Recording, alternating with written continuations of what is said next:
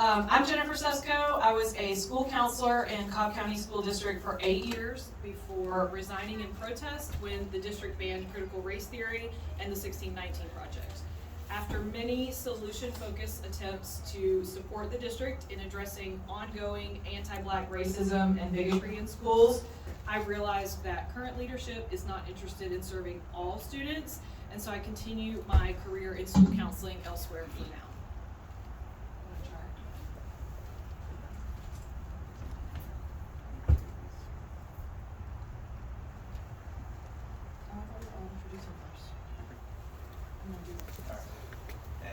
I'm Michael Garza. I'm a Post 4 resident, parent of an elementary school student in Cobb, and her PTA co-president. Hi, I'm Melissa Martin. I'm a Post 4 resident, taxpayer, and parent of 2 Cobb students. I've served in various volunteer roles within the schools and my community for many years. I'm Andrew Cole, a Post 7 graduate, current Post 7 resident, and I have 2 upcoming Cobb County School District students. What you're about to see is the result of an open records request that I placed on September 25th and received on November 10th. The content of the exhibits we'll explore today come from emails and or Microsoft Teams chat messages that are stored on county servers. All the images, documents, and texts that we present and discuss are available right now on our website, which is cobbcareco.com. We 4 make the beginning of new local group, the Cobb Community Care Coalition. We met at school board meetings and decided to become more formally involved earlier this year because, as you've seen, the Cobb County School District Leadership, Communications Department, and current board majority show no signs of slowing their pursuit of authoritarianism and extremism via book bans, curriculum structure, and county-wide messaging. In addition to ongoing wasteful spending, political cronyism, and the gerrymandering of school board post maps. We believe that the acceleration of racism, bigotry, and censorship in Cobb County School District, as well as the district's negligence around gun violence, require a strong, coordinated resistance to demonstrate the power of the people to effect positive change. We exist to collaborate with and expand the impact of other involved and affected groups in the county so that Cobb County School District serves the people and not the other way around. We're here today with unfortunate but very necessary news to share.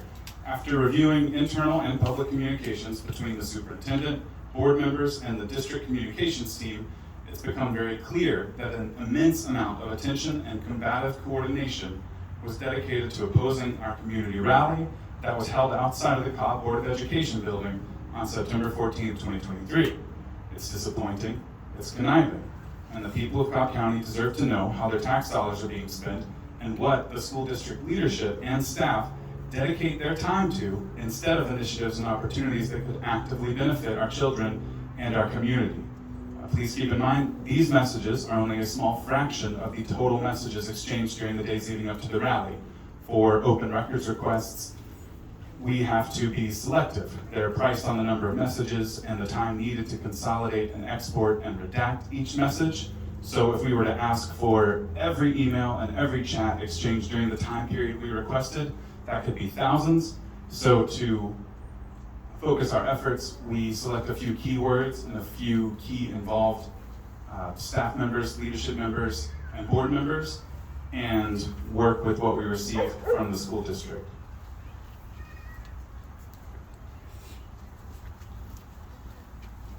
So 2 days prior to the board meeting, Maureen Downey of the AJC published an op-ed from a Cobb County sophomore who discussed her personal experiences with political influence in Cobb's classrooms. She cites examples of how open and critical discussions are being limited in her AP classes, and then discusses the book bans happening within the district. In this message string, district leadership is having internal discussions about this student speaking at the board meeting. starting with a message from Chief Strategy and Accountability Officer John Floresta that reads, Keep going, no cameras.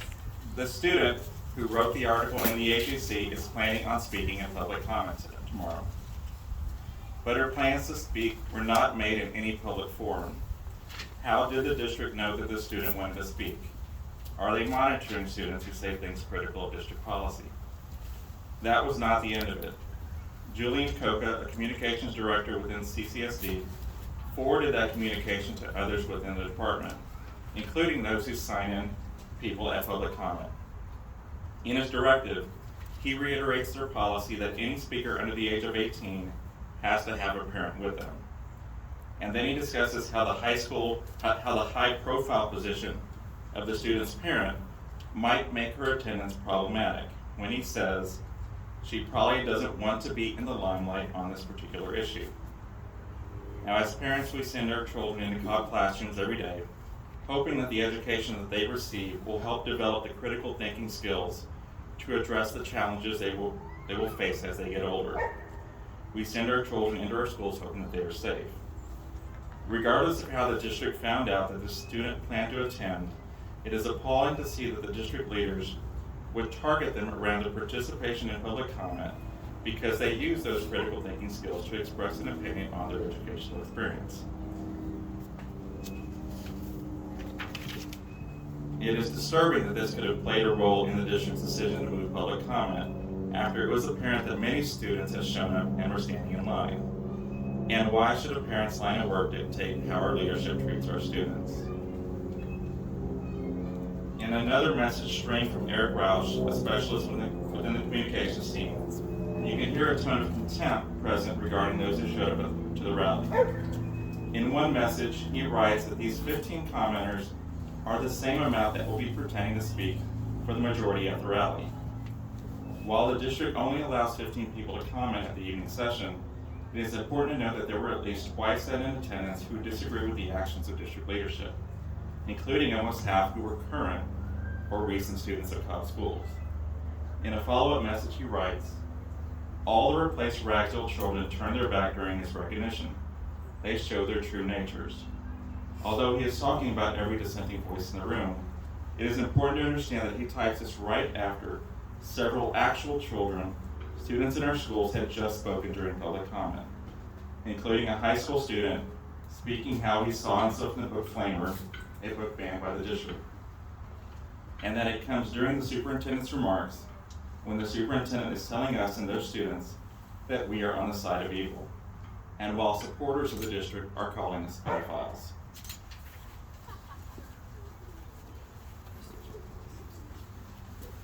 We're gonna move to this one and make sure it doesn't fall, but also see it. There are clear, eager, collaborative efforts coordinating an extremist Ragsdale praising presence. Here, Julian, or Onan, you may see O-N-A-N, Coca, says to Andy Steinhauser, "There's a Fire Ragsdale rally on Thursday. Would be great to have a counter voice." And then to Floresta, "I hope that the anti-rally brings folks out." And curiously, Sally Grubbs fires off multiple messages to her network about the need for another group to assemble to voice support for book bans and support for Ragsdale, with calls for the Cobb GOP to show up and fill public comment spots instead of, quote, the left. As we all know, that group certainly arrived. I know we all know about the rally and sign up that became confrontational and physical because of the actions of the school district and their recruited extremist speakers literally shoving and elbowing students and others out of line. And to continue on that, the day of the rally and board meeting, while all was calm and the lobby was largely empty, sign-up was unnecessarily relocated outside without any warning to those who had been waiting their turn for hours in the lobby. It wasn't crowded. We have pictures with timestamps. Right before sign-up began, they moved it outside. Seemingly, this was done to allow the recruited counter-protesters to infiltrate the calm, organized public speaker sign-up line that had been in place for hours, so that their supporters could elbow their way into line and take up those public speaking spots. We asked multiple times about why sign-up was moved and who coordinated it. No one ever provided a straight answer. The explanations we received were because it was crowded. But see, over here, we have Eric Rausch on the day of the rally, in real time, dismissing its size and calling it little. The quote we heard, they're still making signs for their little rally. He then politely goes on to call the rally attendees children. The next day, we have Nan Keel dismissing the rally size again. After voraciously reviewing coverage of the event in the MDJ, she says, at least they actually pointed out the size of the rally, then quoting an excerpt that calls the rally small. But, wait a minute. This very person is also on the record in other emails saying to multiple people that the rally was so big we had to move sign up outside. But then also it's laughably small. So which is it? And I do really want to drive home in these two exhibits here their tone of belittling mockery. You'll see it throughout their messages. If you don't like what they do, you mean nothing to them. It's hurtful and disappointing as a parent and a citizen of Cobb. People pour their heart out. People implore them to create a more free and equal experience for all students in Cobb, and the CCSD leaders continually dismiss it with a wave of their hand.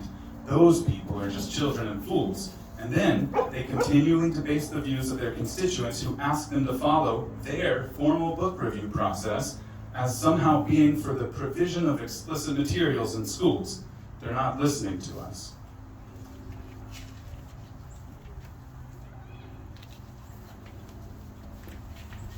And who they do listen to and read everything from is every single journalist who writes an article or post that mentions CCSD.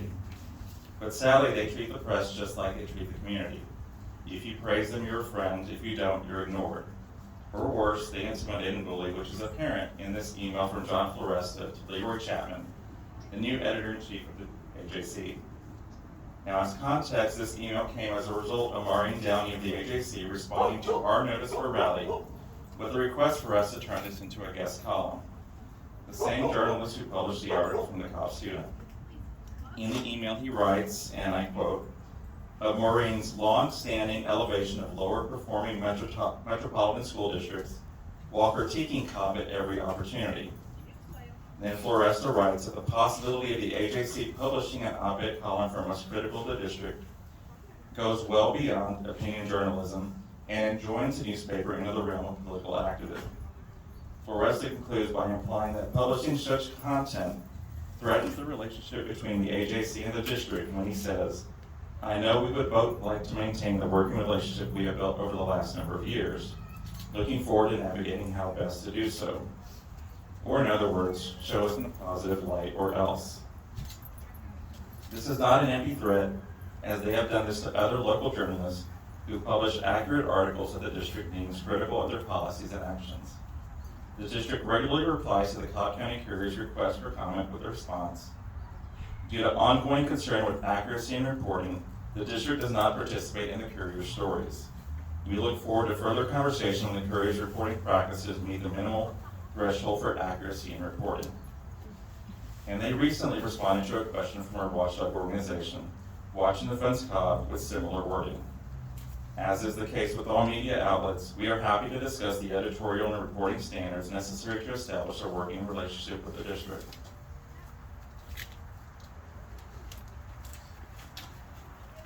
Now, CCSD is not a corporation or a legal firm. It is a school district entrusted with the education of our children. As a public entity, they have an obligation to provide transparency to parents and the community, especially when it comes to how they spend money within our schools and the changes in curriculum in our classroom. And many times it is the press, especially local press, that helps to ensure the transparency and to hold public entities accountable for their actions. This is the full email from Floresta, but we also have it available on our website at cobbcareco.com.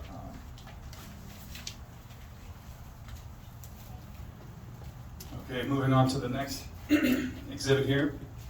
At that event, Ragsdale spoke on the book ban that night, saying, this situation is about right and wrong, good and evil.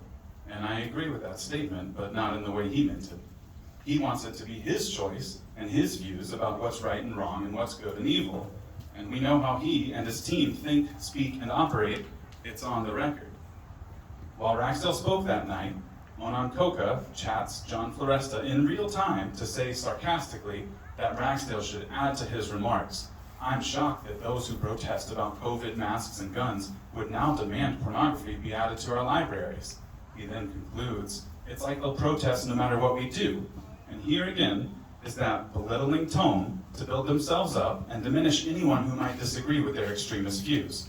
Because who would want safe and healthy schools and an established book review process to be followed?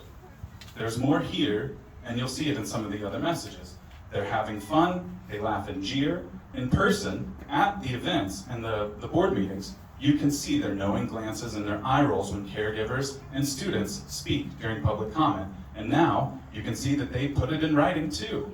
If you don't like their agenda-driven attempts to control a public department and our children, you're just a mere complainer, and you're gonna complain no matter what. And what's more, they clearly think they're on the side of purity and righteousness. They also say that to each other and to the public. This message of his represents a core flaw in the current leadership. Absolute obliviousness to the harmful impact of their actions on their constituents and our students, all with a deep-seated bias against any modicum of dissent.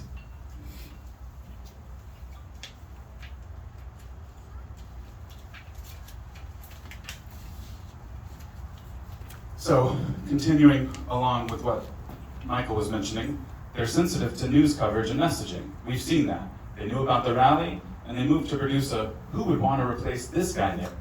There's evidence of a strategically timed PR push about the superiority of the superintendent for a recognition he received from a nonprofit group. They blasted out on the taxpayers' Cobb County School District's social media pages. Then, the director of content and marketing, Ononcoca, attributes the impact of that propaganda he composed and distributed to himself, and seemingly, jokingly, asks for a promotion, or maybe semi-jokingly asks for a promotion. This is what we're paying for. This is what our money is going to. I think it's completely reasonable for a school district to have a communications and marketing department, but you'll see it in the messages we've covered here and the ones that we'll host on our website. The CCSD Leadership and Communications Department is deeply agenda-driven, and that agenda is not about student success. It's about self-promotion and quelling dissent. So much time and so much of our money is spent belittling and mocking and hindering and silencing anyone who dissents. They only work with the members of the press that don't run anything too critical.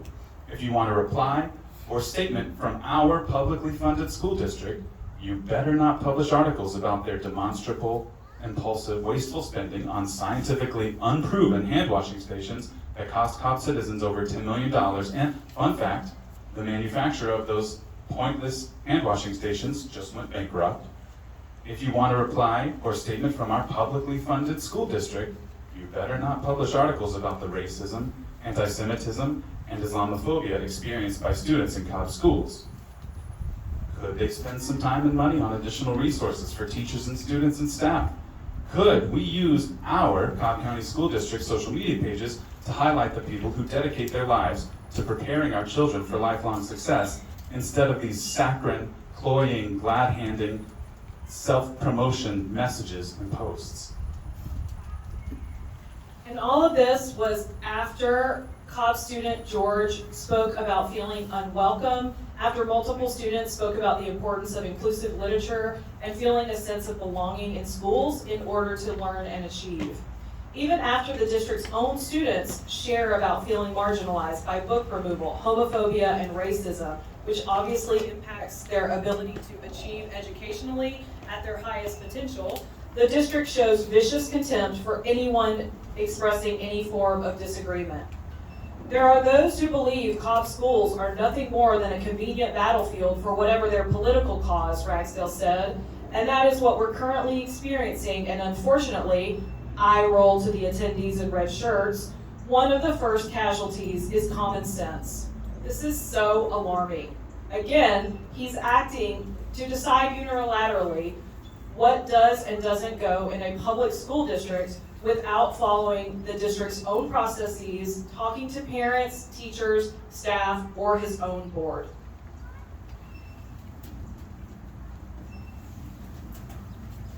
So The materials we shared with the community today came about simply because of the district's continued lack of transparency around its actions. We wanted to know the reasons behind the move of public comment sign-up that resulted in physical and emotional harm to those who attended the September board meeting. In doing so, we found out much more. We found multiple instances of leadership working to intimidate and silence the press and the public, using taxpayer-funded resources to coordinate those efforts. And worse, we found that leadership is targeting and monitoring students, all because those students have the audacity to share how district policies negatively impact them in the classroom and in their lives.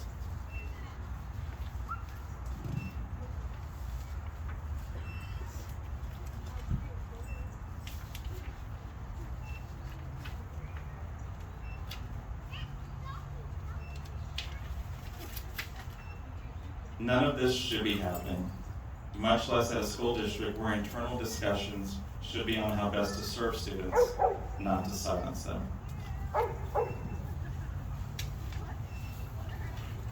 Cobb County School District leadership wants to continue unilaterally removing and banning books district-wide without following their own process or interacting with students or caregivers. They've shown that they answer to online extremist groups more than their own citizens and students. They've intimidated and silenced faculty, librarians, staff, citizens, students, and members of the media to keep them all from voicing concerns, criticism, and dissent. As you've now seen in their own internal communications, anyone who dissents with their extremism is an extremist and must be tactically silenced. And what's even worse, this is just round one of our findings. This is the tip of the iceberg. The more we pull on these threads, the more open records requests we submit, the more we find. Right, sadly, we have more and will present again in the future, but this concludes our presentation for today. Thanks again for joining us. The images and excerpts covered today are all available again at cobbcareco.com.